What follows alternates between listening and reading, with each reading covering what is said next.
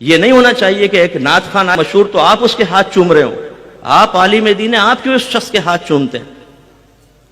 تو ہمارے ہاں میں نے اکثر یہ دیکھا ہے جو طلبہ ہوتے ہیں وہ کوئی سیٹھ آ گیا سامنے, کوئی صاحب منصب آ گیا, کوئی نعت خان آ گیا, نعت خوانی شروع ہوئی, ہزار ہزار کے نوٹ پھینکنا شروع ہوئے.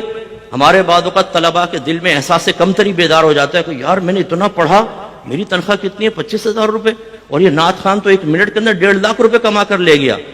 تو شیطان فوراً کان میں کہتا ہے تیرے پڑھنے کا فائدہ کیا ہوا؟ 8 سال تک تو نے ڈانٹے سنی, بعض جگہ تو ذلیل بھی ہوا, اچھا تھا یہ رمجم کے راگ گاتا, اور 2 منٹ کے اندر تیرے پاس 1.5 لاکھ روپے جمع ہو جاتا.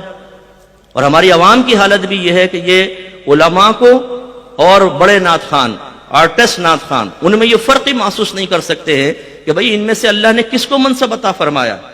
میں اکثر اپنے بیانات میں آج کل یہ سوال چھوڑ کر جاتا ہوں, آپ سب سے بھی میں گزارش کرتا ہوں عوام الناس سے, مجھے قرآن اور حدیث سے صراحتاً کسی نعت خان کی فضیلت بتائیے, آپ اس کا اخروی مقام و مرتبہ بتائیے, جبکہ میں ان وارثان رسول کے سینکڑوں دلائل قائم کر سکتا ہوں قرآن و حدیث سے کہ اللہ نے ان کو کتنی عزت دی ہے.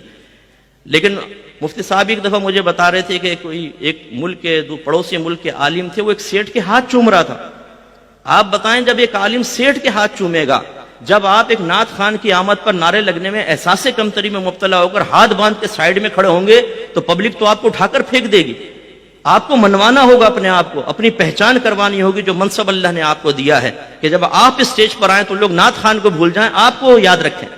لیکن اگر آپ نے ایسا نہیں کیا اور اپنی صلاحیتوں کو صحیح استعمال نہیں کیا تو قوم آپ کو پیچھے پھینک دے گی, اور جو لیڈرشپ کا حق آپ کو حاصل ہے وہ آپ کو قوم دے گی نہیں.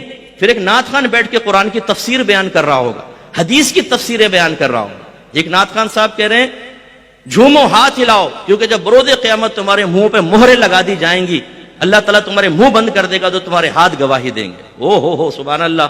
یہ اس نے تفسیر کہاں سے نکالی؟ وہ اس لیے کہ ہمارے علماء پبلک میں معروف ہونے کے لیے, ان کی ضروریات پوری کر کے ان کو قریب کرنے کے لیے پری پلان کوئی کام نہیں کر رہے.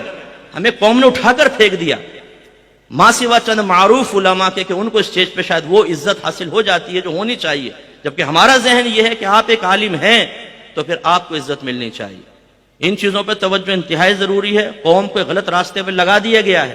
آج شادی بیاہ کی محفل میں 1.5 گھنٹہ نعت خوانی ہوتی ہے, بیان غائب, یا عالم کا بیان 1.5 گھنٹہ راگ رنگ کرے گا, وہ رمجم کے راگ گائے گا, اور پھر اس کے بعد جب عالم بیٹھے گا تو کان میں کہیں گے حضور 15 منٹ میں ہے واپس. ارے بھائی قرآن اور حدیث بیان کریں تو 15 منٹ, اور وہی یوٹیوب کی نعتیں بیان کریں تو اس کے لیے 1.5 گھنٹے, عالم کے لیے 25,000 اور نعت خان کے لیے 1.25 لاکھ روپیہ. یہ پیسہ ہمارا مطمع نظر نہیں ہے. اصل میں یہ عزت کا تفاوت کیوں ہو گیا؟ کیوں لوگوں کا ذہن بن گیا کہ آج نعت خان بڑا اعلیٰ مقام و مرتبہ رکھتا ہے؟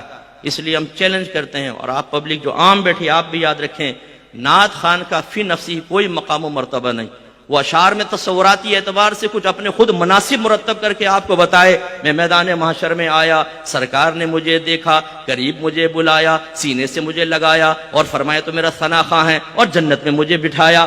سبحان اللہ, نعرہ تکبیر. آپ اسی ٹائم دلیل مانگے, بتاؤ یہ کہاں لکھا ہے قرآن و حدیث میں؟ عالم کے لیے تو موجود ہے, ان کے لیے نہیں.